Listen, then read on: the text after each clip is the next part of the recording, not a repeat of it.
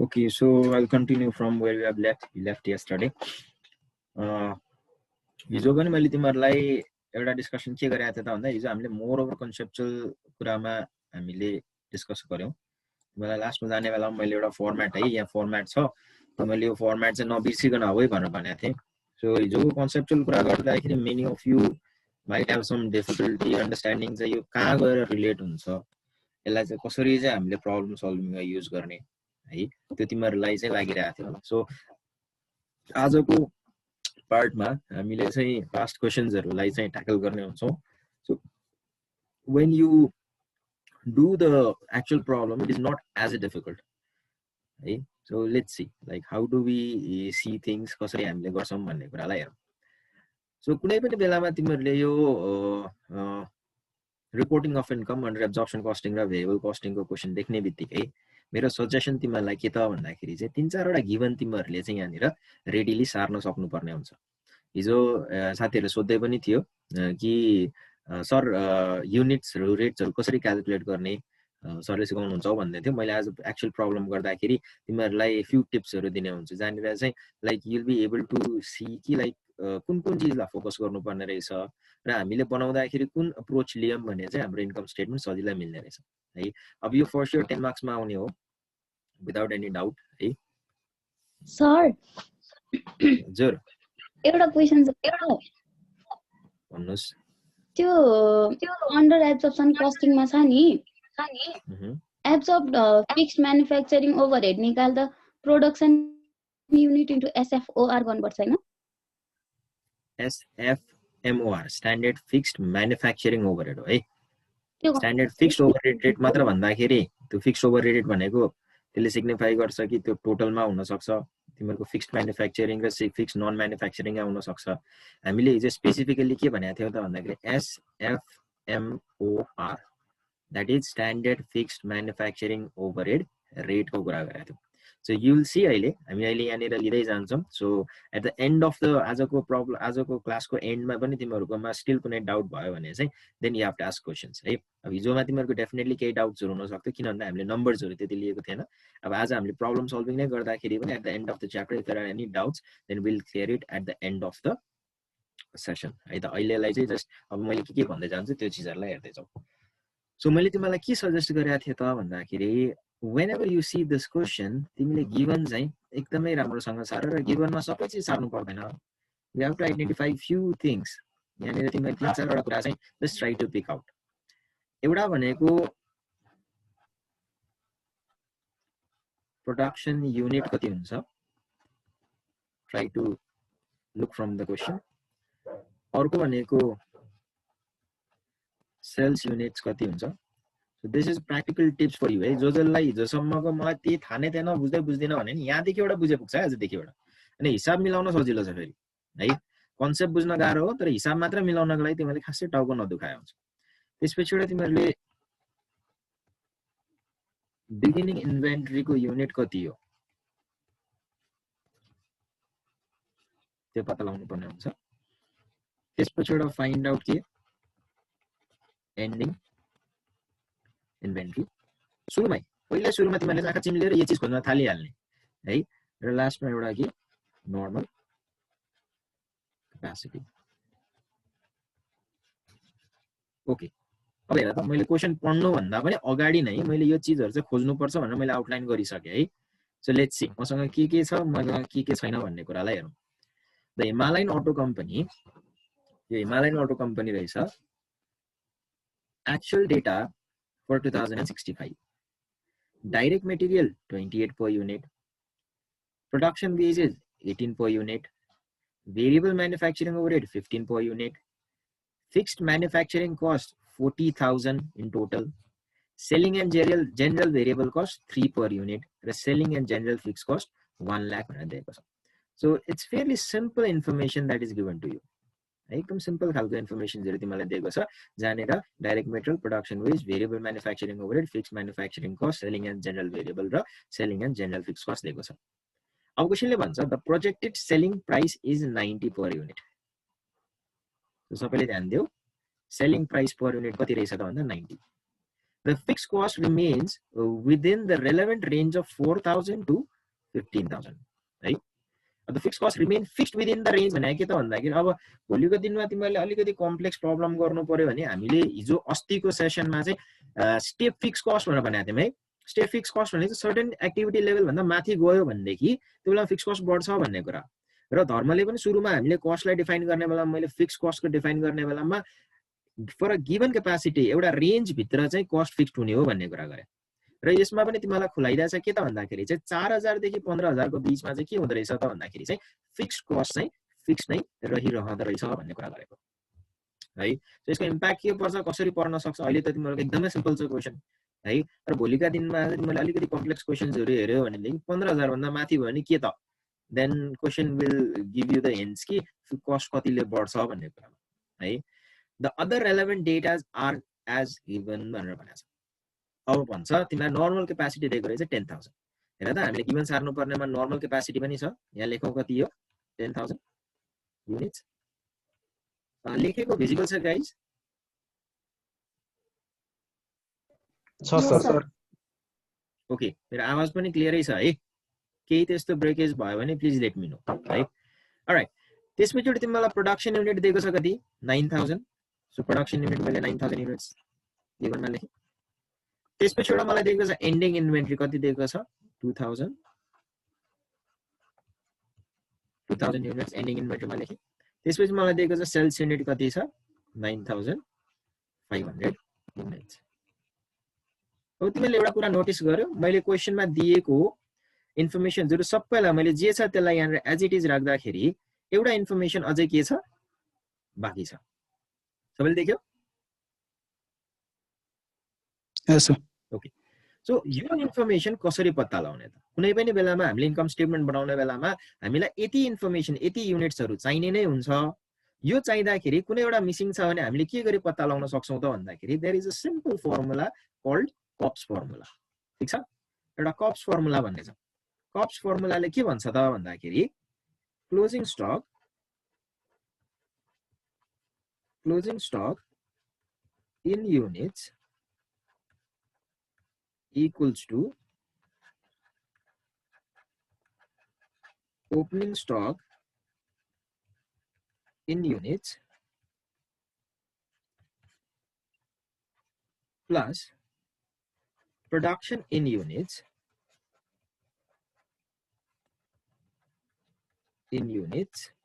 minus sales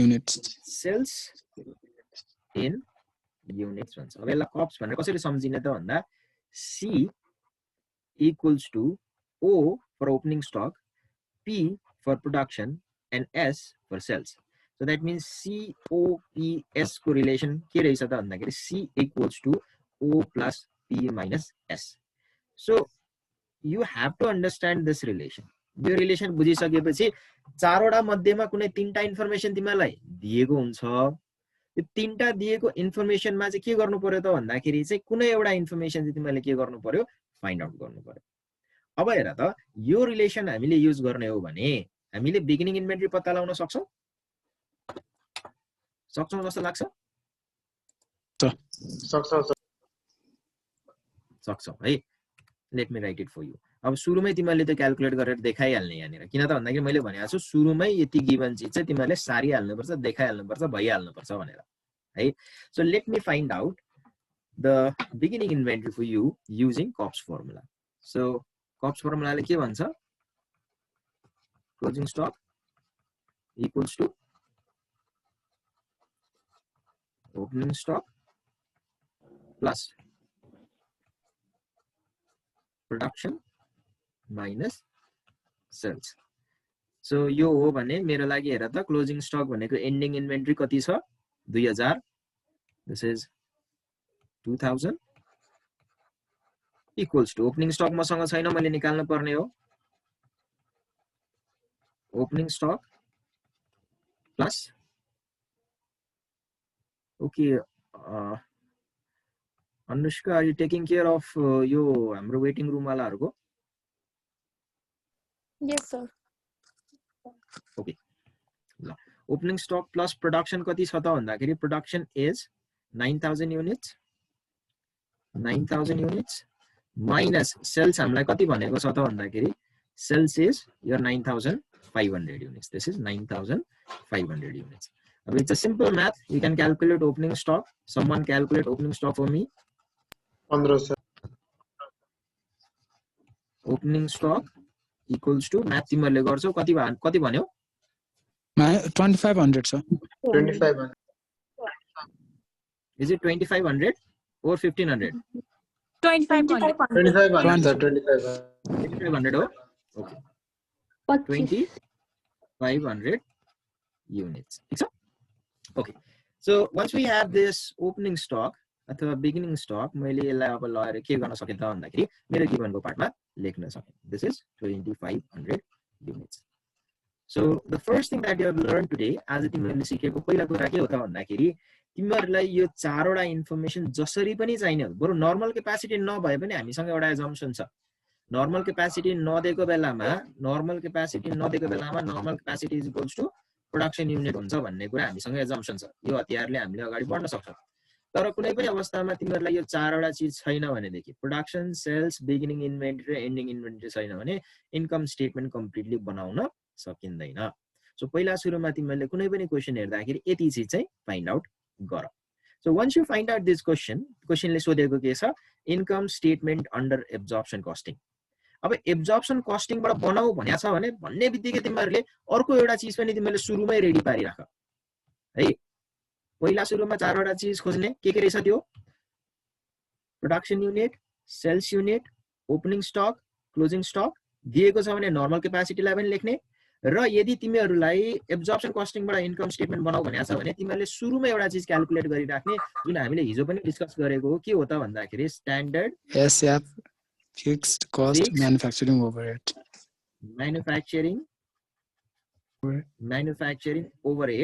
rate and the SFMOR.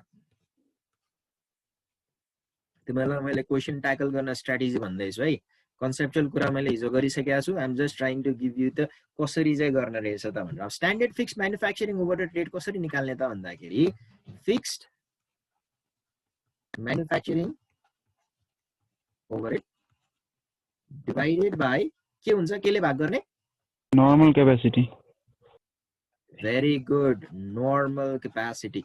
Always and always remember normal capacity र normal capacity in terms of units लेके गर्छौं त भन्दाखेरि हामी भाग गर्ने हुन्छौं.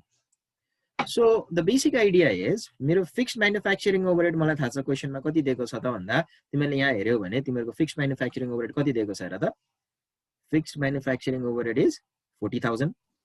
तिमीहरुको normal capacity कति छ क्वेशनमा normal capacity is equals to 10000. अब अहिले पो हामीसँग क्वेशन यसरी छ यहाँ हेर्न पाइराछौं है. एक्जाममा त तिमीले कपीमा के गिभन छ त्यसको आधारमा जाँदै जाँदाखेरि यहाँ हेर यहाँ हेर त यहाँनिर छ हाम्रो normal capacity. So 40000 divided by 10000 गर्नु पर्ने रहेछ. So I'll do के त भन्दाखेरि 40000 divided by 10000. So standard fixed manufacturing overhead rate. That means एउटा प्रोडक्ट को कस्ट मा देखाउनु पर्ने फिक्स्ड म्यानुफ्याक्चरिङ ओभरहेड को पार्ट कति रहेछ त भन्दाखेरि पर युनिट मा कति रहेछ 4 per unit. सबैले कुरा बुझ्छ यहाँसम्म? Everybody is okay with this much? Okay. So यति निकालिसकेपछि अब हामी के गरौँ त भन्दाखेरि उले हामीलाई के बनाऊ भनेको छ इन्कम स्टेटमेन्ट पनि केमा income statement under absorption costing. So बनाइदेऊ. लेट्स सी कसरी ट्याकल गर्ने रहेछ यसलाई पनि हेरौँ. ठीक छ. सो विल बी प्रिपेयरिङ अब ओ please com in.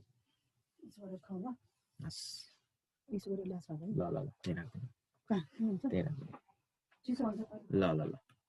Okay. So we have to prepare income statement under absorption costing. सबैजनाले ध्यान दिने तिमीले कुन चाहिँ मेथडबाट बनाउन लागेको कस्टिङको मेथड तिमीले यहाँनिर लेख्दा हुन्छ है. सो डु यु रिमेम्बर हामी हाम्रो इन्कम स्टेटमेन्ट जहिले पनि केबाट सुरु गर्छौं भनेको sales revenue. Sales revenue. Very good. Sales revenue कसरी निकाल्ने त भन्दाखेरि selling price per unit times sales quantity. हामीलाई क्वेशनमा सेल्स युनिट दिएको छ कति छ 9500. हामीलाई क्वेशनमा सेलिङ प्राइस पर युनिट दिएको छ कति 90 90 per rupees. unit. Sales unit कति 9500 सेलिङ प्राइस पर युनिट कति 90. सो 9500 टाइम्स 90 गरौँ कति आउँछ so 9500 times 90. Okay, somebody do the calculation. 8,55,000, sir. 8,55,000. 8,55,000, sir. 55,000. हाम्रो सिम्पल फर्मेट छ लेस के गर्ने हो Cost of goods sold. cost of goods sold.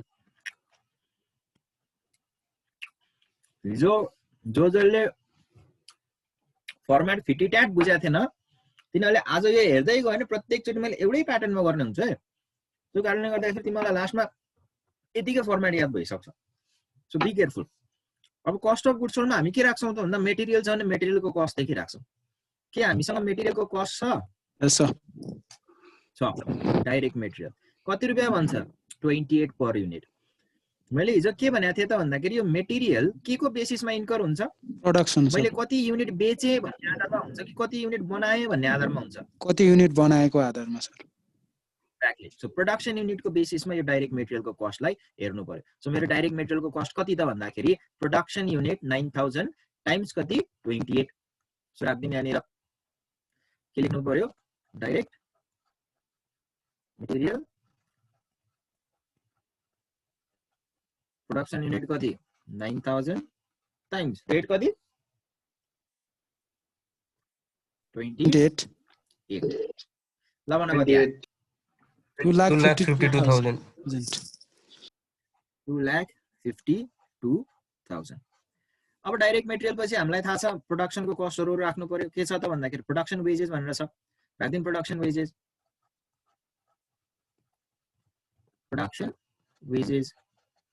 अब हामीलाई थाहा छ बेसिस 9000 युनिट हो किन त भन्दाखेरि वेजेस भनेपछि चाहिँ फ्याक्ट्रीमा लाग्ने कुरा हो र फ्याक्ट्रीमा लाग्ने कुराको बेसिस भनेको जहिले पनि प्रोडक्सन युनिट हुन्छ सो 9000 टाइम्स अब रेट कति छ हेर रेट छ एउटाको 18 रुपैयाँ लाग्छ भन्दैछ सो टाइम्स कति 18 कति आला भन 1,62,000.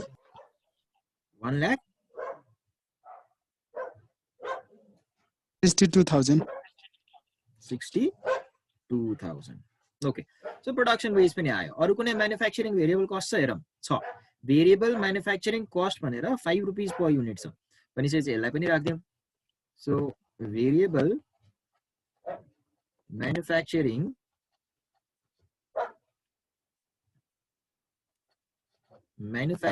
ओभरहेड राख्दियौ यसको बेसिस पनि के हो प्रोडक्सन युनिट टाइम्स कति छ रेट भनेको छ उले 5 रुपैयाँ सो कति आयो भन 45,000 अब तिमीहरुको फर्मेटमा हिजो एउटा इम्पोर्टेन्ट कुरा के थियो त भन्दाखेरि यो तीनटा बाहेक एब्जर्प्सन कस्टिङले के भन्छ त भन्दा तिम्रो कस्ट अफ प्रोडक्सन भित्र के पनि राख्नु पर्छ फिक्स्ड म्यानुफ्याक्चरिङ ओभरहेड पनि so एब्जर्ब्ड fixed manufacturing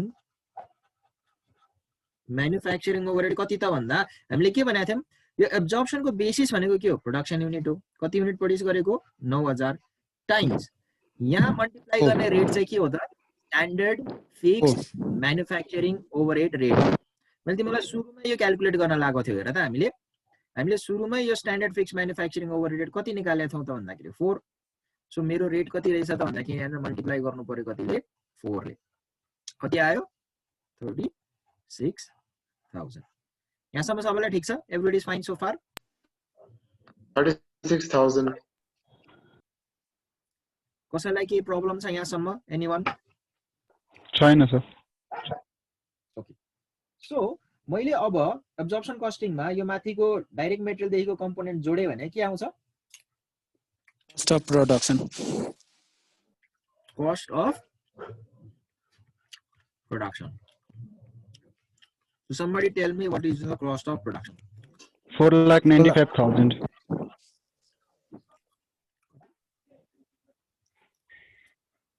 2 lakh 3 lakh 16 lakh कसरी पुग्यो 4,95,000 ए 4 लाख 4,95,000 अब सिम्पल कुरा छ कस्ट अफ प्रोडक्सनमा हामी के गर्छौं add Opening beginning stock. Stock गर्छौं opening stock beginning stock you can write both है बिगिनिङ स्टक अथवा बिगिनिङ इन्भेन्टरी पनि भनिन्छ अब बिगिनिङ स्टकमा मैले हिजो यहाँ युनिट्स टाइम रेट लेखेको थिएँ न मैले युनिटको कुरा के गरेको थिएँ न रेटको कुरा गरेको थिएँ बिगिनिङ स्टकको युनिट कहाँबाट पत्ता लगाउने त भन्दाखेरि हामीले सुरुमै गिभन सार्नुपर्छ भनेको थियौं त्यो दिएको थिएन हामीले कप्स वाला फर्मुला लाएर अलरेडी निकालेका छौं कति छ 2500 राइट कति निकालेका छौं हामीले 2500 अब सबभन्दा इम्पोर्टेन्ट कुरा आउँछ यहाँ मल्टिप्लाई गर्ने रेट कति त मैले रेट त भन्ने ओपनिङ स्टकको रेट भनेर क्वेशनले छुट्टै त दिएको छैन अब छुट्टै दिएको छैन भने यो रेट कसरी निकाल्ने त भन्दाखेरि बेसिकली तिमीहरूले बुझ यो बिगिनिङ स्टकमा यो मल्टिप्लाई गर्ने रेट भनेको के हो त भन्दा यो स्टक जुन बनेको छ मेरो सुरुमा जुन स्टक छ त्यो स्टकको एउटा जुन युनिट छ त्यो बनाउँदाखेरि कति कस्ट लाग्छ त जुन तिमीहरूको कहाँ छ त भन्दाखेरि ठिक माथिपट्टि हेर त यो पार्ट छ यो पार्ट भनेको तिमीहरूको के भएको यो this is the part that has incurred in order to produce this product हो के यति कस्ट भनेको मैले मेरो सामान बनाउनको लागि मेरो कस्ट अफ प्रोडक्सन भनेको के हो त भन्दाखेरि मेरो सामान बनाउँदाखेरि लागेको के हो कस्ट हो सो एउटा युनिटको कस्ट कति पर्यो त भन्दाखेरि मैले एउटा सामान बनाउनलाई 28 रुपैयाँको मेरो मटेरियल लाग्दो रहेछ 18 रुपैयाँको मेरो लेबर लाग्दो रहेछ प्लस 18 5 रुपैयाँको मेरो भेरिएबल म्यानुफ्याक्चरिङ ओभरहेड लाग्दो रहेछ र 4 रुपैयाँको मेरो के लाग्दो रहेछ फिक्स्ड म्यानुफ्याक्चरिङ ओभरहेड लाग्दो रहेछ भनेपछि मैले इन्डिभिजुअल रेटहरुलाई जोडे भने मेरो एउटा स्टकको प्रोडक्सनको रेट आउँछ कि आउँदैन तपाईले ध्यान दिनु है यो सबै जोड्दाखेरि मेरो के हुन्छ त भन्दाखेरि एउटा युनिट स्टकको कति कस्ट परेछ त बनाउनलाई भन्ने कुरा आउँछ र यहाँनिर मल्टिप्लाई गर्ने रेट भनेको यो इन्डिभिजुअल रेटहरु जुन जोडेर सबै आउँछ त्यसले हामी के गर्छौं मल्टिप्लाई गर्छौं जुन कति आयो भन 55 हो okay 55 so we will multiply it with 55 बाकी साथीहरुले पनि क्रस भेरिफाई गर्दै गर है क्याल्कुलेसन जला मैले क्याल्कुलेटर चलाएको छैन so I entirely depend upon your calculation ल भन्न कति आयो 1,37,500 37,500 37,500 कस्ट अफ प्रोडक्सन में एट बिगिनिङ स्टक हो लेस के हो क्लोजिङ स्टक क्लोजिङ स्टक अब क्लोजिङ स्टक कति भन्नको लागि हामीलाई थाहा थियो यहाँ चाहिन्छ भने हामीले सुरुमै रेडी पारेर राखेका छौं क्लोजिङ स्टक कति 2000 क्वेशन हेर्नै परेन है क्लोजिङ स्टक कति 2000 यहाँ पनि मल्टिप्लाई गर्ने रेट कति द सेम 55 मैले अलि हायर लेभलमा पढ्यो भने चाहिँ method of inventory valuation LIFO method use गर्दा फिफो मेथड युज गर्दा वेटेड एभरेज मेथड युज गर्दाखेरि फरक रेट आउन सक्थ्यो तर अहिले तिमीहरुको एकदम सिम्पल इन्कम स्टेटमेन्ट सिम्पल तरिकाको तिमीहरुको रिपोर्टिङ अफ इन्कम सोध्ने हुँदाखेरि तिमीलाई त्यो कम्प्लेक्सिटी यहाँनिर आउँदैन ठीक छ त्यही भएर रेट के हुन्छ बिगिनिङ स्टकको रेट जति छ युजुअली एन्डिङ स्टकको रेट पनि त्यही नै हुन्छ अब भन यसलाई मल्टिप्लाई गर्दा कति आयो 1,10,000 अब हामीलाई बन्छ के त भन्दा कस्ट अफ प्रोडक्सनमा बिगिनिङ स्टक जोडेर एन्डिङ स्टक हटाइसकेपछि के आउँछ कस्ट अफ गुड्स सोल्ड आउँछ तर तिमीहरुले के बुझ्नु पर्छ त भन्दाखेरि मेथडबाट कुरा हुँदैछ एब्जर्प्सनबाट so as far as absorption costing is concerned हाम्रो यहाँ कस्ट अफ गुड्स सोल्ड त आउँछ तर कस्तो आउँछ बिफोर एडजस्टमेन्ट अब कसैले यसलाई unadjusted cost of goods sold पनि लेख्छु भन्छ है पाइन्छ मिनिङ त्यही नै हो है cost of goods sold before adjustment लेख्नु अथवा तिमीहरुले चाहिँ unadjusted cost of goods sold लेख्दा कुरा के हो एउटै हो अब यो कसरी निकाल्ने त भन्दा तिमीहरुको कस्ट अफ प्रोडक्सनमा ओपनिङ स्टकलाई जोडेर क्लोजिङ स्टकको पार्टलाई घटाइदेऊ ल भन कति आयो अनि 5,22,500 5,22,500 ठीक छ ओके अब किन यो बिफोर एडजस्टमेन्ट भयो त किन final cost of goods sold भएन त भन्दाखेरि हिजो हामीले एउटा फन्डालाई यहाँनिर के गरेका थियौ त भन्दा एडजस्ट गर्नुपर्ने थियो यहाँनिर कि त अन्डर एब्जर्प्सन कि त ओभर एब्जर्प्सन हुन्छ भनेर भनेको थियो अब सबैले एकदम राम्रोसँग मलाई ध्यान दियो है तिमीहरुको क्वेशनमा दिए अनुसार तिमीहरुको फिक्स्ड म्यानुफ्याक्चरिङ कस्ट कति 1000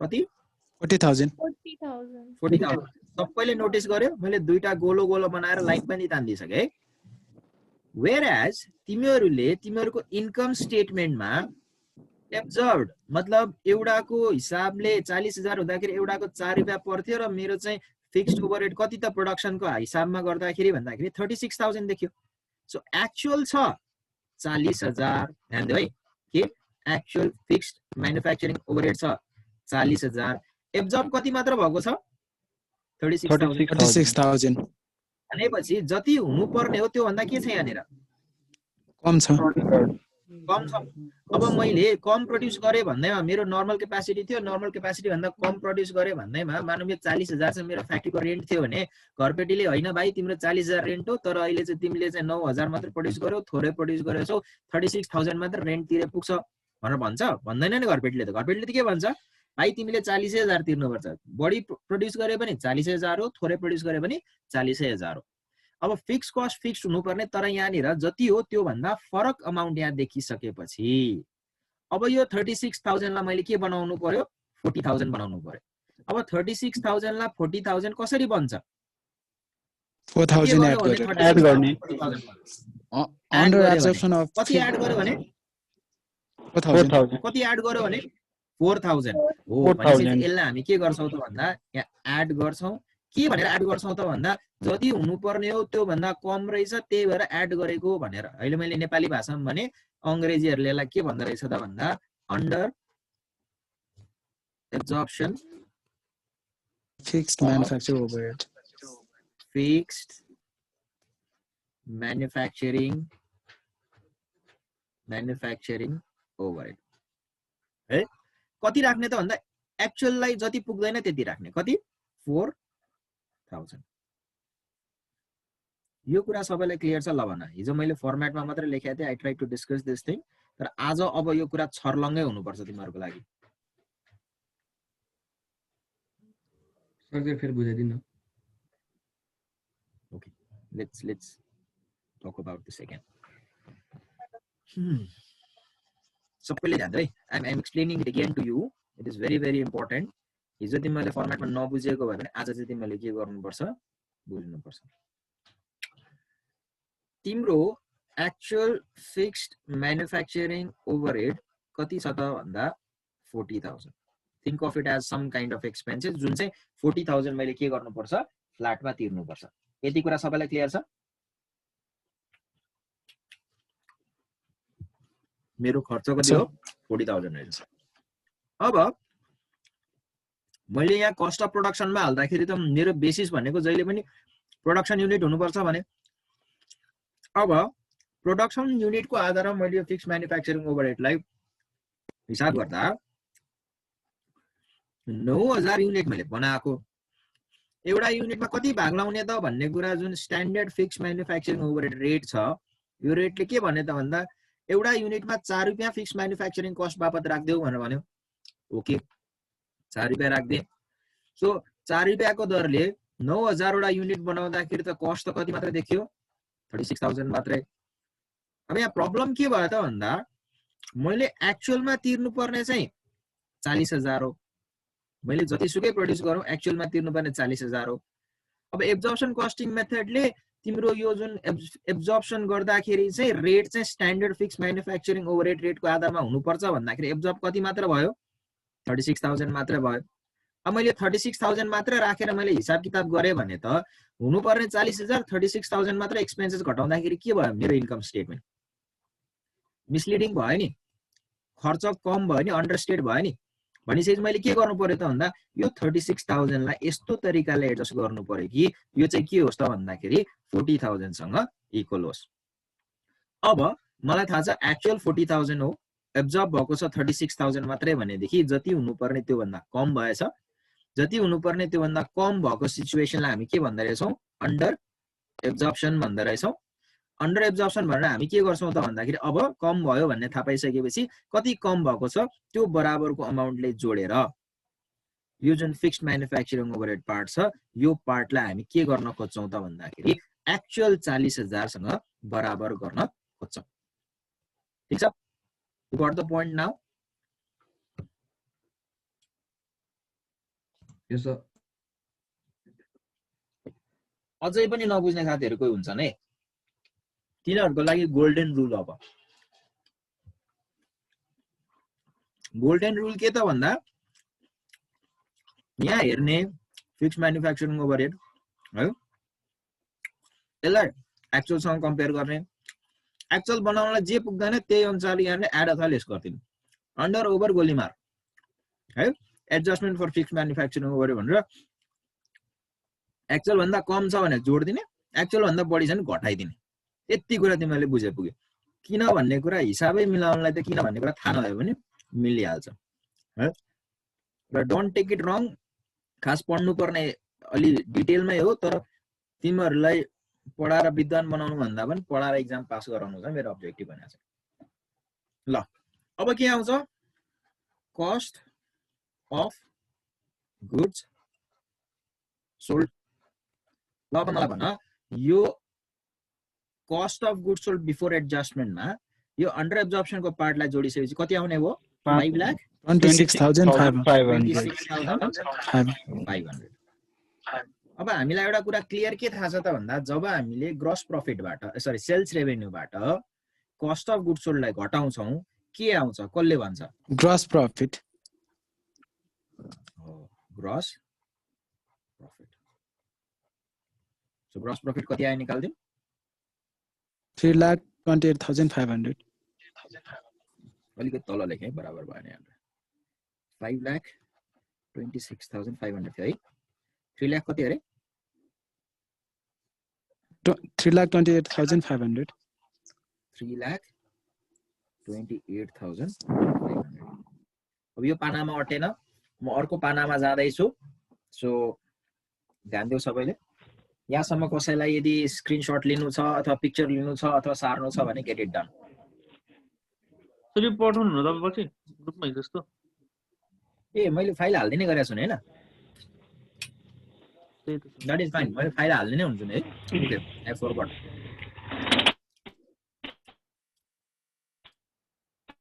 ओके सो उताको कन्टिन्युएसन हो है गाइज शिट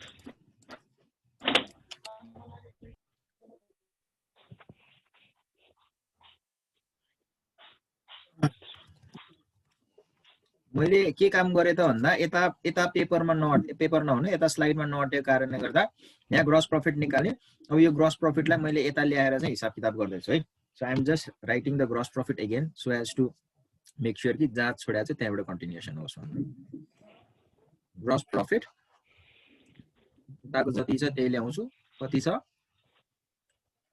328,500 500 अब यसपछि त फन्डा सबै सिम्पल छ अब फन्डा के हो त भन्दाखेरि लेस के गर्ने त भन्दा नन म्यानुफ्याक्चरिङ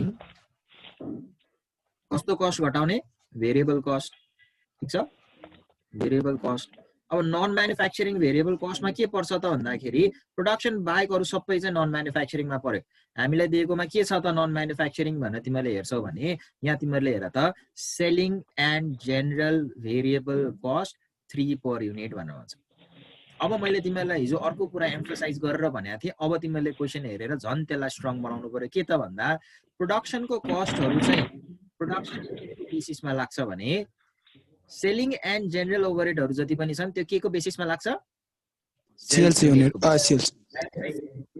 सेल्स युनिटको बेसिसमा लाग्छ सो एउटा सामान मलाई बेच्न र म्यानेज गर्नलाई 3 रुपैयाँ लाग्छ भने मैले 9,500 युनिट बेच्छु भने मेरो सेलिङ एन्ड डिस्ट्रिब्युसन जुन भेरिएबल छ कति हुन्छ त भन्ने कुरालाई हेरौं that is selling and general cost कति हुन्छ त भन्दा बेसिस के भयो अब सेल्स युनिट कति छ हेर 9,500 सो 9,500 टाइम्स रेट कति छ भन रेट कति छ 3 अब मलाई भन 9500 टाइम्स 3 कति आउँछ 28,500. 8500. अब अरु भेरिएबल कस्ट छैन भने यही सिंगल भेरिएबल कस्ट हो र यसलाई हामी के गर्छौं त भन्दाखेरि साइडमा यसरी निकाल्छौं. दैट मीन्स टु से मेरो नन म्यानुफ्याक्चरिङ भेरिएबल कस्ट को टोटल अमाउन्ट यति हो. यो अब के गर्नु पर्यो मैले ग्रस प्रॉफिट बाट घटाउनु पर्यो. अब नन म्यानुफ्याक्चरिङ भेरिएबल को पार्ट सकिसकेपछि हाम्रो लागि अर्को एउटा आइटम घटाउँछौं. त्यो के हो? Non manufacturing Fixed overhead. Manufacturing fixed overhead. है हिजोको फर्म्याटबाट कहीं डिभिएट भएकै छैन र तिमीहरुले जस्तो सुकै क्वेशन आए पनि एटलिस्ट फर्म्याटको पार्टमा चाहिँ त्यो डिभिएट नभइकन सबै मिलाउँछौ. चेक गरौँ हाम्रो नन म्यानुफ्याक्चरिङ अथवा म्यानुफ्याक्चरिङ बाहेक अरुको फिक्स कस्ट कति छ त. यहाँ तिमीहरुले हेर्यौ भने selling and general fix cost कति छ? 1 लाख. अब लगेर राख्दियौं selling and general fix cost 1 lakh भनेर. सिम्पल छ कुरा. Selling and general fix cost कति? 1 लाख. मेरो अरु नन म्यानुफ्याक्चरिङ के फिक्स कस्ट छैन भनेपछि यसलाई पनि म के गर्छु? बाहिर निकाल्छु. अब तिमीहरुले के बुझ्नु पर्यो त भन्दा यो ग्रस प्रॉफिटबाट यो नन म्यानुफ्याक्चरिङ भेरिएबल र यो नन म्यानुफ्याक्चरिङ फिक्स कटाइसकेपछि के आउँछ त भन्दा Net profit or net income. Exactly net profit अथवा नेट इन्कम आउँछ. अब कसैले यसलाई चाहिँ हामीले सर एफआईमा पढ्दाखेरि त सरी एफएमा पढ्दाखेरि त net profit after tax net profit before tax भनेको थियौं. यहाँ त ट्याक्सको कुरा पनि आएन भन्छौ भने युजुअली म्यानेजमेन्ट अकाउन्टिङमा तिमीहरुले ट्याक्सको कुरा देख्दैनौ. ठीक छ? Absorption costing. ओके सो कति आयो ल भन?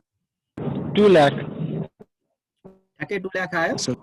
This is 2 lakh. यति Yes. सोधेको क्वेशन लिएर क्वेशनले तिमीलाई सोधे के छ? Income statement under absorption costing. अब अहिले मैले तिमीहरुलाई यही क्वेशनमा भेरिएबल कस्टिङ पनि बनाउने हुन्छु र यही क्वेशन युज गरेर तिमीहरुलाई मैले रिकन्सिलिएसन पनि बनाउन सिकाउने हुन्छु. है the concept is exactly the same. यो क्वेशन लिउ यस्तो 100 वटा क्वेशन लिउ ठ्याक्कै त्यसरी नै गर्ने हो काम चाहिँ. तर यो क्वेशनबाट तिम्रो एकदम क्लियर हुनु पर्यो कि यस्तो यस्तो गर्ने रहेछ भनेर. एक्जाममा यो भन्दा गाह्रो इन्टेन्सिटीको क्वेशन आउँदैन. अब तिमीले यहाँ एक्जाममा मार्क्स एलोकेसनको मामलामा बुझ्नु पर्ने कुरा के हो त भन्दा यो क्वेशन 10 मार्क्स को हो. यो क्वेशन 10 मार्क्स को हुँदाखेरि यो पार्ट 8 मार्क्स को हो इन्कम स्टेटमेन्ट बनाउने र यो पार्ट को कति हो? 2 मार्क्स हो. ठीक छ? वेट एलोकेसन तिमीले बुझ्दै छौ? ओके सो अब हाम्रो 10 मार्क्स को क्वेशनमा 8 मार्क्स त आएछ रे. कति आनन्द र कति सजिलोले आएको 10 marks. This is a gift actually. है अब यो यति पनि गर्न जान्निएन भने त बर्बादै हुन्छ. बीबीए पढेको कामै छैन. अब आज हामी के गर्छौं त भन्दाखेरि क्वेशनले सोधेको मात्रै भन्दा पनि अलिकति बढी काम गर्छौं. अब हामीले के पनि बनाउँछौं त भन्दाखेरि income statement under variable costing पनि बनाउँछौं र यही क्वेशनलाई. अनि त्यसपछिबाट बल्ल के गर्छु म तिमीलाई सिकाउँछु रिकन्सिलिएसन कसरी गर्ने हो त भनेर. है लेट्स सी गाइस म्युट गरौ. এটা টুল लेकिन आरो के हो टूल कति के हो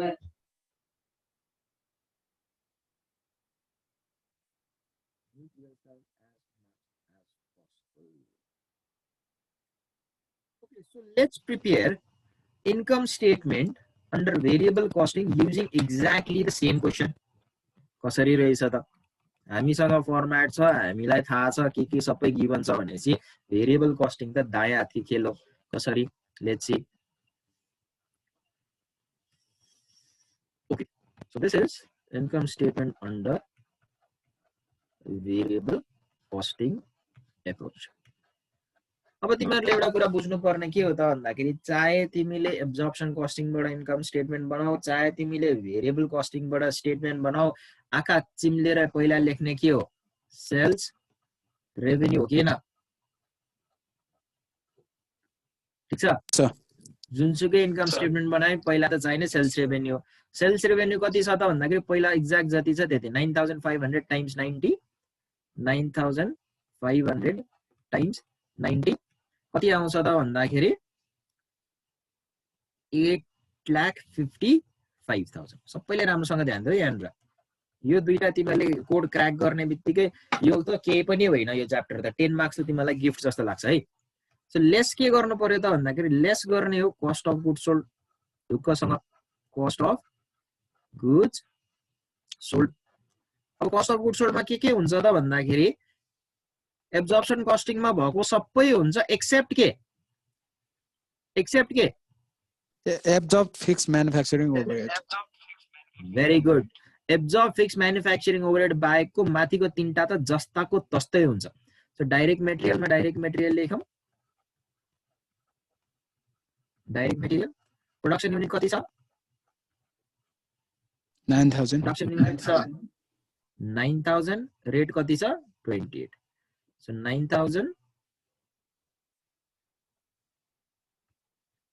9000 टाइम्स 28 ओके कसैले भन त कति आयो हेल्प गर मलाई 52,000. हो 2,52,000 ओके तिमीले कपी हेरेर मलाई भन्दै गर है because I have to keep on frequently change the slide तिमीहरुलाई पनि कन्फ्युज हुन्छ मलाई पनि दिक्क हुन्छ सो अर्को के छ प्रोडक्टिभ वेज हो सो प्रोडक्टिभ वेजेस छ प्रोडक्टिभ वेजेस मा हेर त कति छ 9000 टाइम्स कति हो 18. कति आएको छ कस्ट 1,62,000. 1,62,000 त्यसपछि एउटा variable manufacturing overhead so variable manufacturing overhead variable manufacturing overhead rate कति छ 5 कति आयो 45,000. अब एब्जर्प्सन कस्टिङ र भेरिएबल कस्टिङमा फरक नै यही हो कहाँ फरक त भन्दाखेरि यहाँनिर तिमीहरूले यो कस्ट अफ प्रोडक्सन भित्र एब्जर्बलाई पनि राखेका थियो तर भेरिएबल कस्टिङमा कस्ट अफ प्रोडक्सनमा त्यो पार्ट आउँदैन so if that is so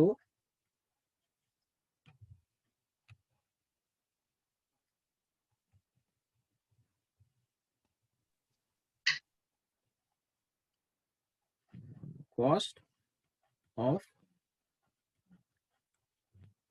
production so cost of production कति आयो ल भन 4,59,000. 4,50,000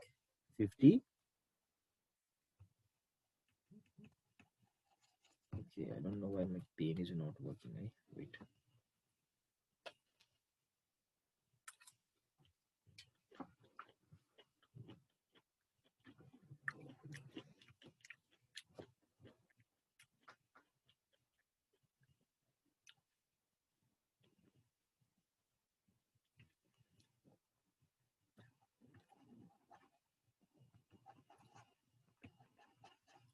I'm not able to मैले एक्चुअली यसलाई बन्द गरेर अफ गरेर अन गरे मेरोमा लेखिएन त्यही भएर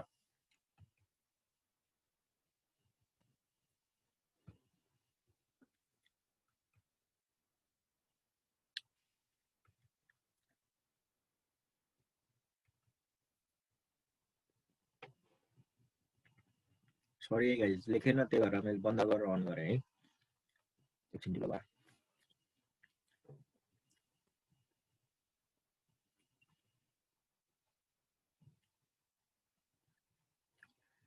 ओके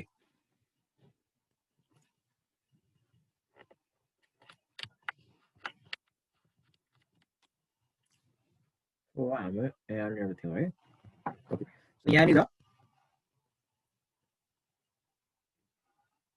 हामीले यसलाई कस्ट of production लेखेका थियौं okay can anyone tell me again cost of production कति आथ्यो 4,59,000 छ 4,59,000 अब सिम्पल छ कस्ट अफ प्रोडक्सन मा युनिभर्सल रुल के हो त भन्दाखेरि एड बिगिनिङ स्टक गर्ने हो बिगिनिङ स्टक हामीले सुरुमै निकालेर राखेका छौं किन त भन्दा हामीलाई थाहा थियो यहाँनिर युज हुन्छ भनेर सो बिगिनिङ स्टक तिम्रो कति निकालेछौ हामीले भन्दाखेरि 2500 सो त्यो 2500 लाई यहाँ राख्छौं र सबैले सबभन्दा इम्पोर्टेन्ट कुरा अब ध्यान देऊ अघि एब्जर्प्सन कस्टिङ गर्दा हामीले यो रेट कसरी निकालेको स्टकलाई मल्टिप्लाई गर्ने रेट यो 55 कसरी निकालेको थियौं कसैलाई याद छ Cost of goods सबैले जोडेका थियौं सर माथि Rate yeah exactly cost of production भित्र जे थियो त्यो सबैको रेट जोडेका थियौं है यहाँनिर पनि एक्ज्याक्टली त्यही हो कुरा तिमीहरुले चाहिँ कहिलेकाहीँ दुईटैबाट तिमीहरुलाई मेथड सोध्दाखेरि चाहिँ यहाँ पनि तिमीहरुको रेट 55 छ म यहाँ पनि रेट 55 राख्छु भन्न पाइदैन यहाँ राख्ने रेट भनेको जहिले पनि यो कस्ट अफ प्रोडक्सनमा जे इलिमेन्ट छ त्यो इलिमेन्टहरुको पर युनिट रेटलाई राख्ने हो। सो यहाँनिर 28 प्लस 18 प्लस 5 कति आयो? 48 छ। कति? 40 48 20 10 30 18 16 51 सर 51 ओके 51। सरी अब माइनस ध्यान देऊ त अघि 55 थियो अब कति छ? 51 हो यहाँनिर पनि तिमीले ध्यान दिनु पर्यो एब्जर्प्सन र भेरिएबल बनाउँदाखेरि रेट कसरी निकाल्नेमा है। सो सिम्पल कुरा रहेछ, जसलाई गाह्रो लाग्यो सिम्पली के बुझ्ने छेउछेउको रेट जोड्ने रेट आउँछ। अब भन बिगिनिङ स्टकको भ्यालु कति आयो? 1,27,500. 1,27,500। अब बिगिनिङ स्टक जोड्ने हो एन्डिङ स्टक घटाउने नै हो, लेस के एन्डिङ स्टक। हामीलाई थाहा छ एन्डिङ स्टक यहाँनिर युज हुन्थ्यो भनेर हामीले पहिले रेडी पारेर राखेका छौँ। हाम्रो एन्डिङ स्टक कति हो त भन्छ भने 2000 युनिट। सो त्यो 2000 के गरौँ यहाँ राखौँ र again the rate is going to be 51। अब भन कति आयो? 1,02,000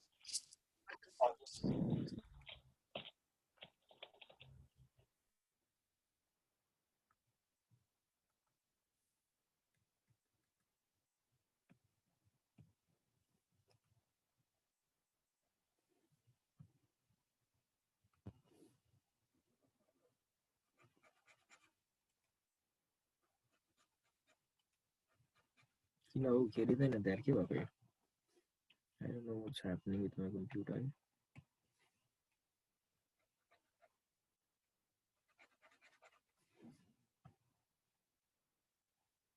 Just a second, right?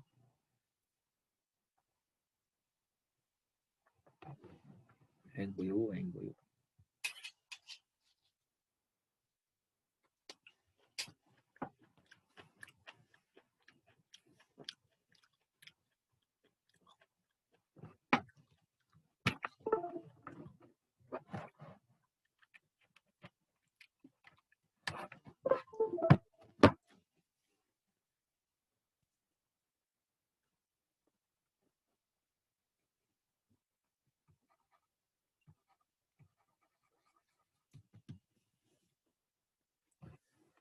No, pain is not working, guys. Wait a second. Let me stop sharing and share it again, eh?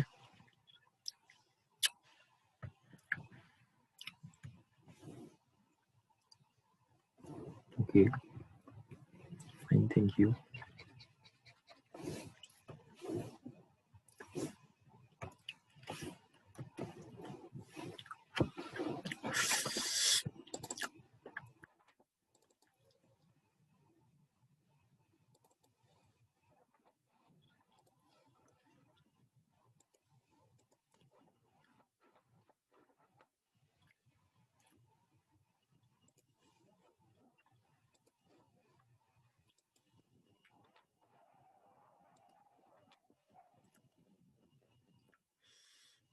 Oh.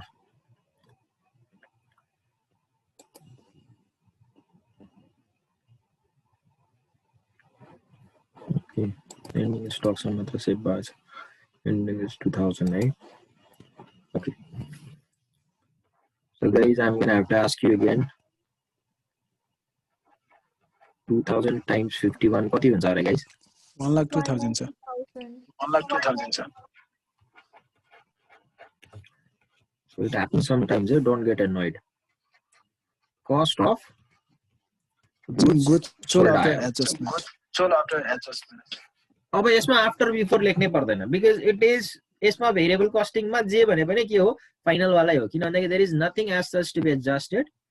Absorption कस्टिङमा standard fix manufacturing overhead रेटको आधारमा हालिन्थ्यो, त्यही कारणले गर्दाखेरि एडजस्ट गर्नु पर्थ्यो। भेरिएबल कस्टिङमा हामी त्यस्तो केही गर्न नपर्ने भएको कारणले गर्दाखेरि जुन रिजल्ट आउँछ त्यो रिजल्ट नै के हो त भन्दा cost of goods sold. Somebody tell me 459,000 plus 1,27,500 minus 1,02,000 कति आउँछ? 4,84,500 4,84,500। अब हेर त हामीलाई थाहा छ सिम्पल कुरा हो, जब सेल्स रेभेन्यूबाट कस्ट अफ गुड्स सोल्ड घटाइन्छ के आउँछ? gross profit. Gross profit. profit. Okay, somebody find me the gross profit.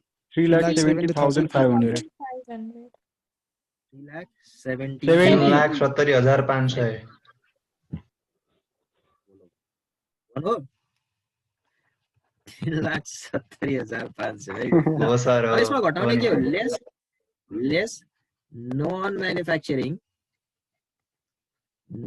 Manufacturing variable overhead हामीले भनेको थियौं यो पनि के हो त भन्दाखेरि उता र यता के हो पर्फेक्टली सेम हो सो हामीलाई के थाहा छ त भन्दाखेरि उता हाम्रो भेरिएबल नन म्यानुफ्याक्चरिङ ओभरहेड कति छ त भन्दाखेरि हेर त हामीले यहाँ क्याल्कुलेट गरेका थियौं if you see selling and general overhead भनेर 9,500 टाइम्स 3 सो त्यसलाई राख्दियौं so selling and general overhead basis यहाँ पनि सेल्स युनिट हेर है यहाँ मल्टिप्लाई गरेछ प्रोडक्सन युनिटले यहाँ मल्टिप्लाई गरेछ के सेल्स युनिटले टाइम्स कति छ 3 टाइम्स 3 सो राख्दियौं टाइम्स 3 कति आउने भयो 28,500. 28,500 सो हामीसँग यो भेरिएबल कस्टिङको अप्रोचमा पनि नन म्यानुफ्याक्चरिङ भेरिएबल कस्ट त एउटै मात्र हो सो 28,500 ले बाहिर निकाल्दियौं सकिएको कुरो अब लेस गर्दाखेरि सबैले ध्यान देऊ अघि हामीले नन म्यानुफ्याक्चरिङ भेरिएबल कटाइसकेपछि त्यसपछि घटाएको भनेको नन म्यानुफ्याक्चरिङ फिक्स ओभरहेड थियो किन नन म्यानुफ्याक्चरिङ मात्र राखेको त भन्दाखेरि हामीलाई के थाहा छ त भन्दाखेरि फिक्स्ड म्यानुफ्याक्चरिङ ओभरहेड त माथि नै के भइसकेको छ एडजस्ट भइसकेको छ कि छैन यो दुईटा गर्दाखेरि त ग्रस प्रॉफिट भन्दा अगाडि नै घटाइसकेको छ नि हो त्यो कारणले गर्दाखेरि यहाँनिर चाहिँ हामीले एब्जर्प्सन कस्टिङमा हामीले घटाउँदाखेरि चाहिँ नन म्यानुफ्याक्चरिङ फिक्स्ड ओभरहेड भनेको थियौं जबकि हामी भेरिएबल कस्टिङमा गर्दाखेरि चाहिँ नन म्यानुफ्याक्चरिङ लेख्दैनौं सिम्पली के लेख्छौं त भन्दाखेरि फिक्स्ड ओभरहेड मात्र लेख्छौं र तिमीहरुको जुन अघिको फिक्स्ड म्यानुफ्याक्चरिङ ओभरहेड छ फिक्स्ड म्यानुफ्याक्चरिङ ओभरहेड जुन छ जुन कति थियो त भन्दाखेरि हाम्रो क्वेशनमा एक्चुअलमा कति दिएको थियो 40,000 40,000 दिएको थियो त्यो 40,000 ल्याएर यहाँ घटाउने डिफरेन्स है दुईटामा तिमीले फरक पत्ता लगाऊ है साथी हो अघि यो fixed manufacturing overhead gross profit निकाल्नु भन्दा अगाडि नै तिमीहरुको यो कस्ट अफ प्रोडक्सन भित्र इन्क्लुड गरेर राखेको थियो एब्जर्प्सन कस्टिङमा अहिले के भयो भेरिएबल कस्टिङमा होइन यो भनेको पिरियड कस्ट हो ग्रस प्रॉफिट यो पिरियडको प्रॉफिट जति छ यो सबै यही प्रॉफिटमा चाहिँ के गर्नुपर्छ यो सबै कस्ट घटाउनु पर्छ भनेर चाहिँ यहाँनिर ग्रस प्रॉफिट निकालिसकेपछि बल्ल के गरेको छ फिक्स्ड म्यानुफ्याक्चरिङ ओभरहेड घटाएको छ अब नन म्यानुफ्याक्चरिङमा selling and general fixed overhead पनि छ त्यसलाई पनि घटाऊ कति छ यो 1 लाख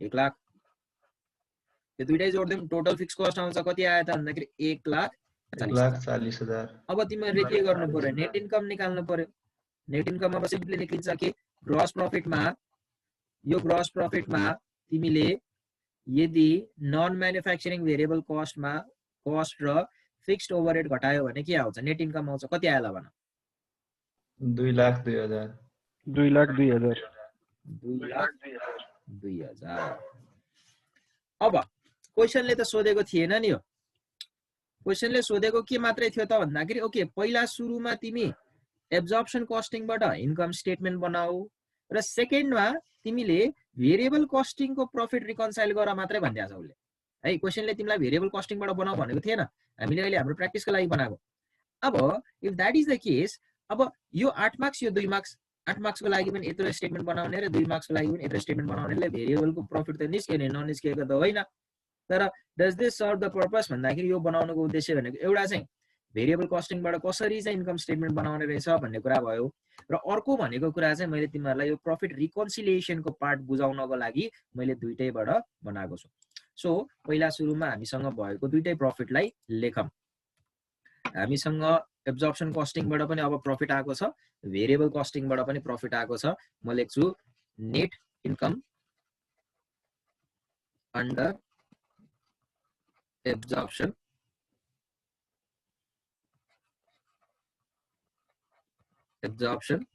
कस्टिङ कति आएको थियो भन त याद छ तिमीहरुलाई 2 लाख छ लाख छ 2 लाख र net income under variable costing पनि हामीले निकाल्यौं 2,02,000 भेरिएबल कस्टिङ पनि हामीले निकाल्यौं कति आएको छ 2,02,000 अब यो सेकेन्ड स्टेटमेन्टले सोधेको जुन यो रिकन्सिलिएसन भनेर भनेको छ यसलाई हामी प्रॉफिट रिकन्सिलिएसन पनि भन्छौं है प्रॉफिट रिकन्सिलिएसन पनि भन्छौं कहिले तिमीलाई प्रॉफिट रिकन्सिलिएसन भनेर नझुकिनु प्रॉफिट रिकन्सिलिएसन को स्टेटमेन्ट बनाउनु पर्यो के हो त यो प्रॉफिट रिकन्सिलिएसन भनेको हिजो त हामीले सुनेको थिएन यो मैले पनि भनेको थिएन तिमीहरूले पनि सोधेका थिएनौ के हो त यो let's discuss this thing okay so profit reconciliation भनेको बेसिकली के हो त भन्दा I am trying to write a straight line भएन ठिकै छ यो जुन इन्कम स्टेटमेन्ट बनाएको छ दुईटै एउटै कम्पनीको हो कि हैन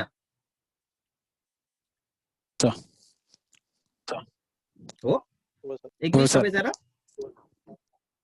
दुईटैमा फरक के मात्र हो त भन्दा मेथड मात्र फरक हो कि हैन हो हो हो सर अब एउटै कम्पनीको इन्कम स्टेटमेन्ट बनाएको मेथड मात्र फरक गर्दाखेरि दुईटाको प्रॉफिट के भयो त तलमाथि आयो फरक आएछ एब्जर्प्सन कस्टिङ बनाउँदाखेरि 2 लाख रुपैयाँ प्रॉफिट देखियो भेरिएबल कस्टिङ बनाउँदाखेरि कति देखियो 2,02,000 रुपैयाँ प्रॉफिट देखियो ठीक छ अब यो प्रॉफिट रिकन्सिलिएसन स्टेटमेन्टको काम के हो त भन्छौ भने प्रॉफिट रिकन्सिलिएसन स्टेटमेन्टको काम भनेको यो 2 लाख र यो 2,20,000 जुन डिफरेन्स छ प्रॉफिटमा आएको यो किन के कारणले गर्दाखेरि यो दुईटाको बीचमा फरक आयो त भनेर एक्सप्लेन गर्ने स्टेटमेन्ट नै के हो त भन्दाखेरि तिम्रो प्रॉफिट रिकन्सिलिएसन स्टेटमेन्ट हो है अब यो कसरी बनाउने त अब कुनै बेलामा तिमीसँग यसरी दुईटैको के छ त भन्दाखेरि प्रॉफिट छ भने पहिला सुरुमा तिमीले आइडिया बुझ कहाँबाट फरक पर्दो रहेछ भनेर त्यसपछि तिमीले जसरी पनि तिमीले चाहिँ एउटाको प्रॉफिट थाहा पायो भने अर्को मेथडको प्रॉफिट तिमीले सजिलै निकाल्न सक्छौ सो लेट्स सी अब नेट इन्कम यसरी दुईटैको तिमीहरुसँग प्रॉफिट छ भने तिमीले यसरी रिकन्सिलिएसन बनाउँछौ net income under absorption costing कति त भन्दाखेरि 2 लाख राइट दुईटैको प्रॉफिट तिमीहरुसँग अवेलेबल भएको बेलामा यसरी बनाउँछौ एउटाको प्रॉफिटबाट अर्कोको प्रॉफिट कसरी निकाल्न मिल्छ त्यसलाई पनि म अहिले डिस्कस गर्छु so net income under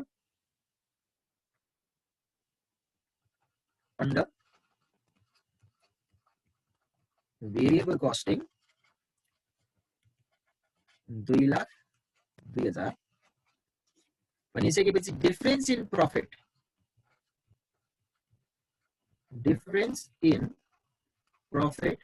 and absolute difference लिन्छु म absolute value भनेको I'll not be taking plus and minus I'll just be taking कति absolute difference भनिसकेपछि 2,02,000 minus 2 भनेको कति 2,000 सो मैले एक्सप्लेन के गर्नु छ त भन्दा सबैले ध्यान देऊ सबैले यहाँनिर ध्यान देऊ मैले यो प्रॉफिट रिकन्सिलिएसन स्टेटमेन्ट बनाएर एक्सप्लेन के गर्नु छ त भन्दा यो 2,000 को फरक कसरी आयो भन्ने कुरालाई के गर्नु छ एक्सप्लेन गर्नु छ so I am not going into the more technicalities यो डिफरेन्स जहिले पनि केसँग बराबर हुन्छ त भन्दाखेरि तिम्रो difference in stock into SF difference in stock भने के त भन्दाखेरि तिमीहरुको बिगिनिङ स्टक र एन्डिङ स्टक छ नि यहाँ हेर त सबैले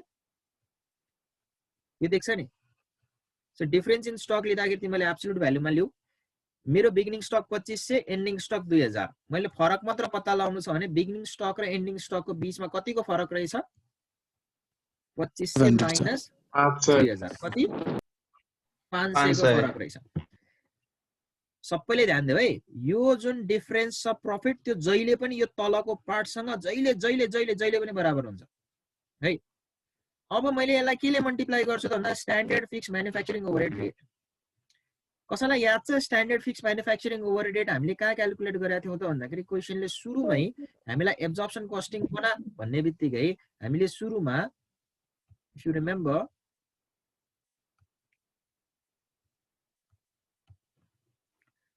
यो किची आउने जाने काम नगर्ने यार तिम्रो मेरो कम्प्युटरै हुने रहेछ ल कति रहेछ 4 युनिट रहेछ है भनिसकेपछि यसलाई कतिले मल्टिप्लाई गर्नु पर्यो 4 ले भनिसकेपछि डिफरेन्स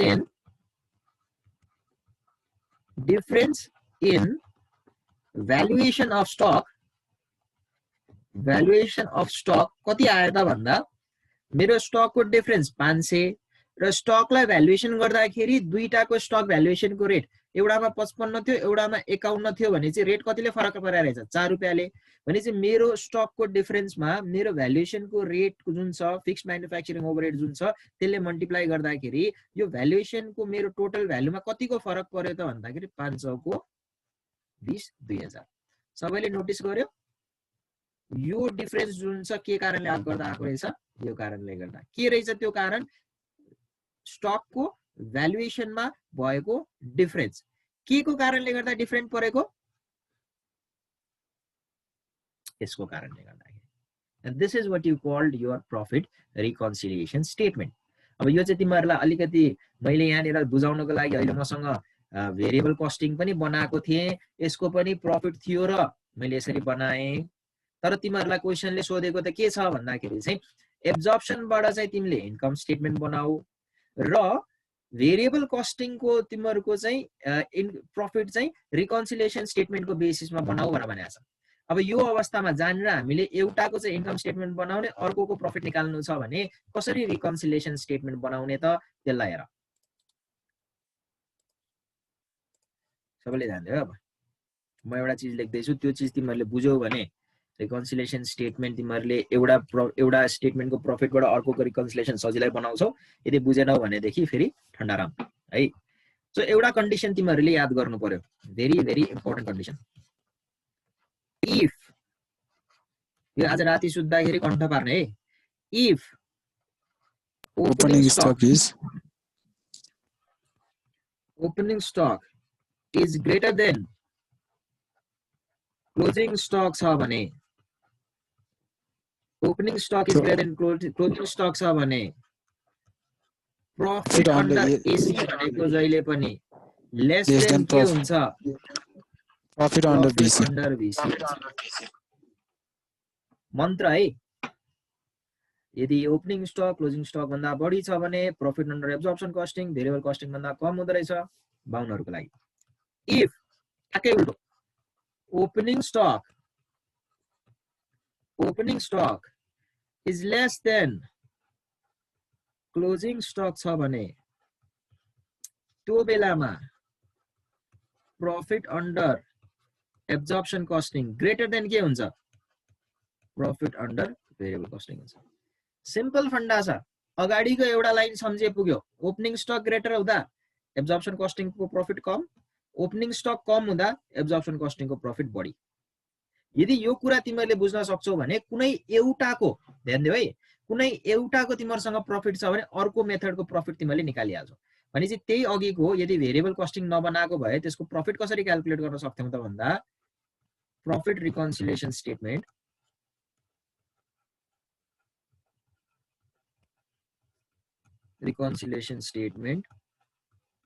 हामी कसरी बनाउँछौ त भन्दा जुन दिएको छ प्रॉफिट त्यसको प्रॉफिट लिन्छौं सो हामीले क्वेशनमा ए मा क्याल्कुलेट गरेको के को प्रॉफिट एब्जर्प्सन कस्टिङ को हामीलाई थाहा छ एब्जर्प्सन कस्टिङ को प्रॉफिट कति आएको छ 2 लाख सो मसँग जुन चाहिँ प्रॉफिट छ त्यो लिन्छु so net income under absorption costing अब हेर यो किन फरक पर्छ यसको पछाडी ठूलो लामो कहानी छ है I am not explaining you in detail किन त भन्दाखेरि चाहिँ त्यो डिटेलमा मैले तिमीलाई लिएर गए भनेदेखि तिमीहरु हराउँछौ so that is why I am not taking into that detail exactly तिमीलाई जति चाहिन्छ एक्जामको लागि मैले त्यति मात्रै दिदै छु है सो मेरो कति निकालेछु मैले 2 लाख हो सबैलाई याद छ अघि यहाँ हेर त 2 lakh so it is very very very important सबैले ध्यान दियौ है मैले तिमीहरुलाई अघि यो एउटा यो प्रॉफिट रिकन्सिलिएसन दुईटैको प्रॉफिट भएको बेलामा प्रॉफिट रिकन्सिलिएसन बुझाउने बेलामा मैले एउटा स्टेटमेन्ट भनेको थिए स्ट्रङली मैले के भनेको थिए त भन्दाखेरि कुनै पनि बेलामा जुनसुकै क्वेशनमा होस् एब्जर्प्सन कस्टिङ र भेरिएबल कस्टिङ को प्रॉफिट को बीचमा यो सेक्सन बराबरको अमाउन्टले के पर्छ फरक पर्छ भने यो सेक्सनको अमाउन्ट हामीले कसरी निकालेको त भन्दा difference in stock times standard fixed manufacturing overhead rate. सबैले याद गर्यो? याद गर है। यो सेक्सन भनेको के हो? Difference in stock times standard fixed manufacturing overhead. So म के गर्छु त यहाँनिर भन्दाखेरि एक लाइन यहाँनिर मैले छोडेको छु, तिमीहरूको कपीमा पनि यसरी लाइन छोड, तिमीहरूको लाइनवाला कपी छ भने, र म यहाँ के लेख्छु त भन्दाखेरि डिफरेन्स इन स्टक लेख्छु, डिफरेन्स इन स्टक भनेर लेख्छु। एब्सोल्युट भ्यालुमा, एब्सोल्युट भ्यालु भनेपछि मैले प्लस माइनस के पनि गर्दिन, माइनसमा पार्दिन म। कति छ? 9000 2500 र 2000 2500 र 2000 कति आयो? 500 टाइम्स के गर्छु यहाँ हेर त, मैले यहाँ पनि के गरेको छु डिफरेन्स इन स्टक लेखेको छु, टाइम्स के गरेको छु स्ट्यान्डर्ड फिक्स म्यानुफ्याक्चरिङ ओभरहेड लेखेको छु, standard fix manufacturing overhead rate लेखेको छु। कति छ? 4 रुपैयाँ। भनिसकेपछि यसको डिफरेन्स कति आयो त भन्दाखेरि, यसको प्रोडक्ट कति आयो त भन्दाखेरि difference in valuation of stock कति आउँछ? स्टक कति आउँछ? 2000। अब मैले तिमीहरूलाई के भने, सबैले ध्यान देऊ है, लिसन भेरी भेरी केयरफुल्ली। मैले तिमीहरूलाई के भनेको छु त भन्दा हामीलाई एब्जर्प्सन कस्टिङको प्रफिट थाहा छ 2 लाख र डिफरेन्स 2000 ले हुन्छ भन्ने थाहा छ। हेर है, अब एब्जर्प्सन कस्टिङबाट भेरिएबल कस्टिङको प्रफिट जुन आउँछ यहाँनिर net income under variable costing जुन आउँछ, net income under variable costing जुन आउँछ, यहाँ आउने जुन अमाउन्ट हुन्छ यो अमाउन्ट र यो अमाउन्टको बीचमा 2000 को फरक हुन्छ भन्ने यतिले थाहा पाएँ। 2000 को फरक भनिसकेपछि त मैले यहाँ 1,98,000 आयो भने पनि 2000 को फरक हो। 2 लाख 2000 आयो भने पनि कतिको फरक हो? 2000 को फरक हो नि। फरक मात्र भनेर भएन छ, मैले के थाहा पाउनु पर्यो त भन्दाखेरि यहाँनिर आउने जुन net income under variable costing छ, यहाँ आउने प्रफिट यो 2 लाख भन्दा 2000 ले बढी हो कि 2 लाख भन्दा 2000 ले कम हो भन्ने कुरा पनि आइडेन्टिफाई गर्नुपर्ने रहेछ। हो त्यो बेलामा अघि मैले तिमीहरूलाई मन्त्र हो, मन्त्र भनेको कुरा के हुँदो रहेछ, काम लाग्दो रहेछ। अब यहाँ आउने पार्ट यो एब्जर्प्सन कस्टिङको प्रफिट भन्दा बढी हुन्छ कि कम हुन्छ भनेर चेक गर्नलाई हामीले के कन्डिसन रहेछ? ओपनिङ स्टक र क्लोजिङ स्टक कम्पेयर गर्दो रहेछ। ध्यान देऊ, ओपनिङ स्टक र क्लोजिङ स्टक कम्पेयर गर्दाखेरि मेरो ओपनिङ स्टक 2500, ध्यान देऊ है, सबैले ध्यान देऊ है, मेरो ओपनिङ स्टक कति? ओपनिङ स्टक मेरो 2500, क्लोजिङ स्टक मेरो कति? 2000। ठीक छ? यो दुईटा मध्ये कुन चाहिँ कन्डिसन लाग्छ होला? सुरुको कि फर्स्टको कि सेकेन्डको? फर्स्टको सर। फर्स्टको कन्डिसन लाग्छ भने चाहिँ opening stock is greater than closing stock हुन्छ भने एब्जर्प्सनको प्रफिट भेरिएबलको भन्दा के हुनु पर्यो?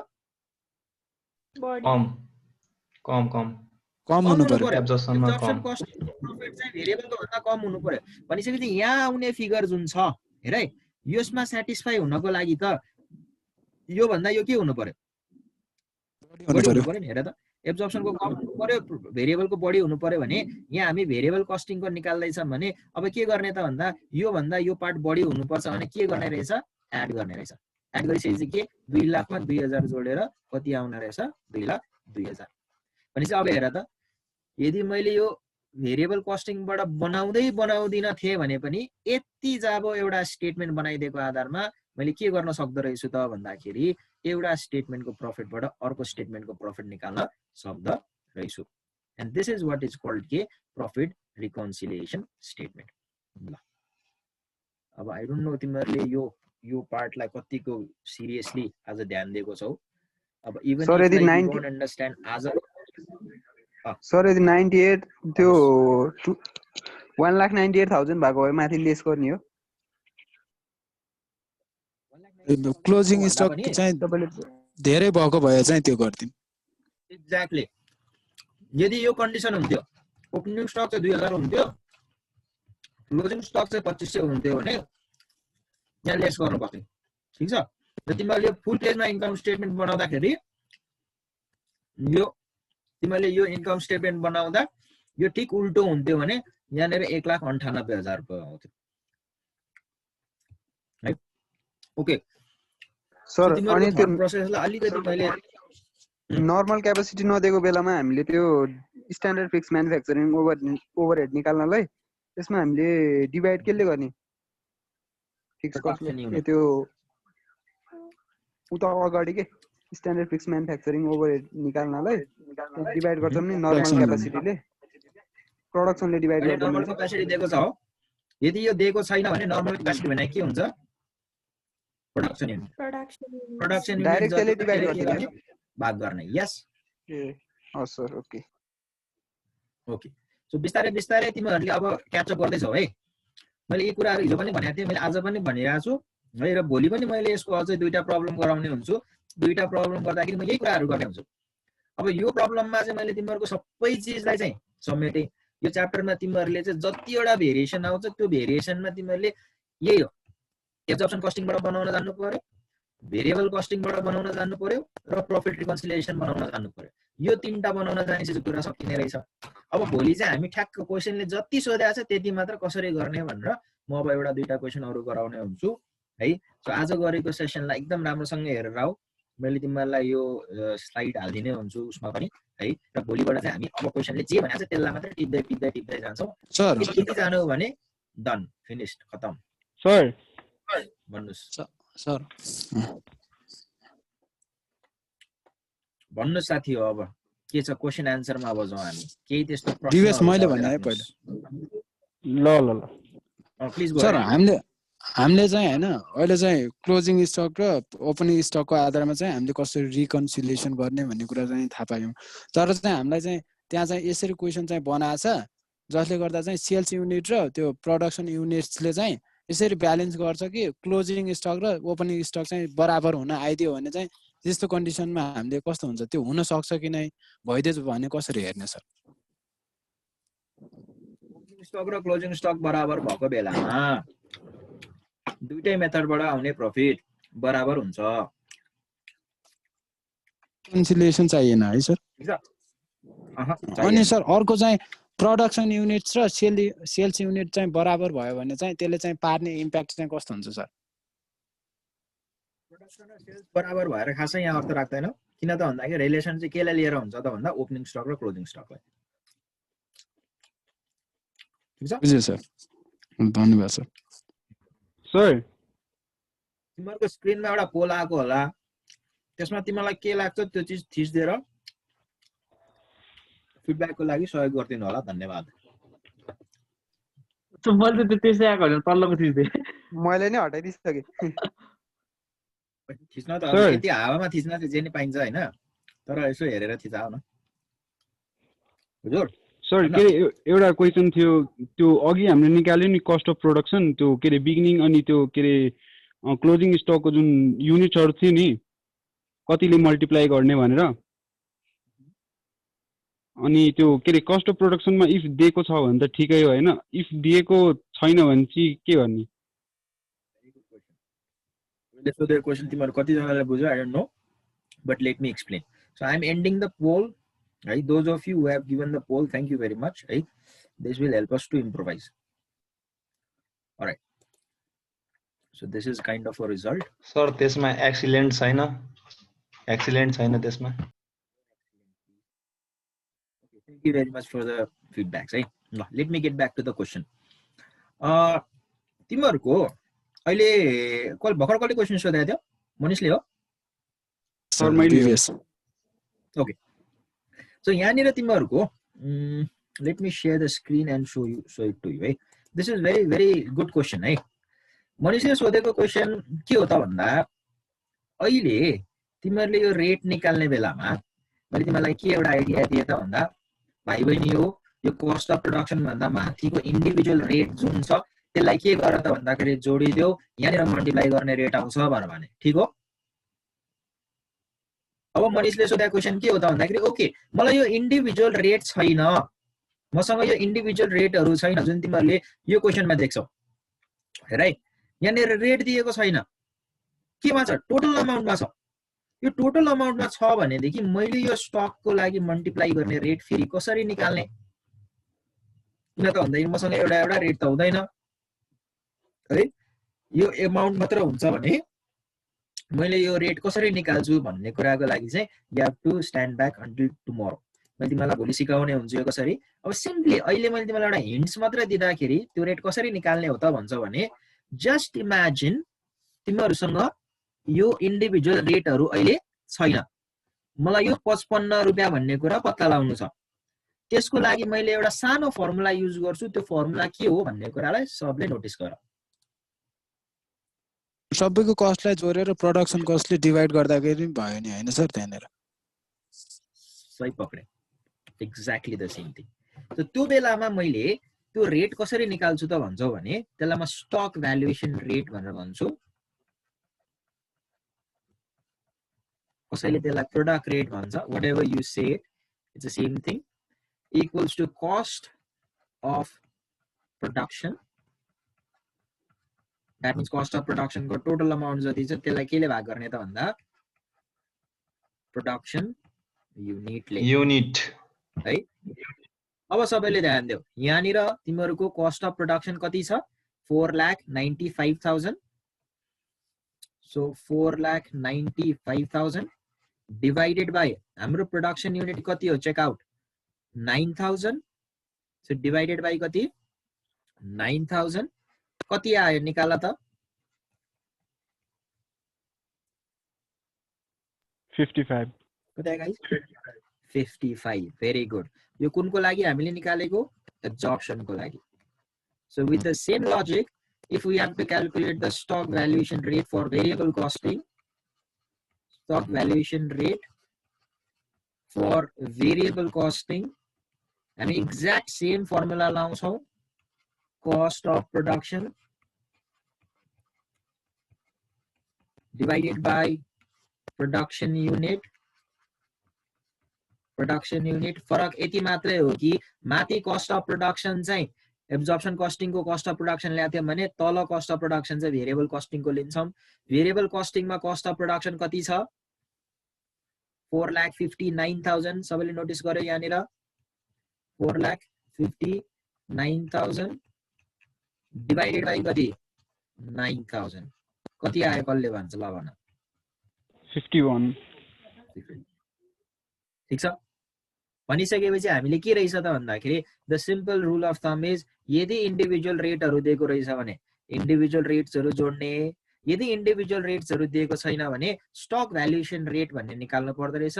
त्यसको लागि मेरो टोटल कस्ट कति भयो त्यसलाई मैले कति युनिट प्रोड्युस गरे त्यसले डिवाइड गरे भने मेरो एउटा प्रोडक्टको कस्ट कति हो त भन्ने कुरा मैले के गर्दै रहेछु? फाइन्ड आउट गर्दा रहेछु। ओके, सो आई थिंक जसले क्वेशन सोध्यो सायद त्यो क्वेशनको आन्सर तिमीले पायो होला भन्ने मैले अपेक्षा गरे। Yes sir. Is that clear to you? Yes sir. Okay. All right guys, so it's 8:30 already. Thank you very much for listening to me for 1.5 hour long.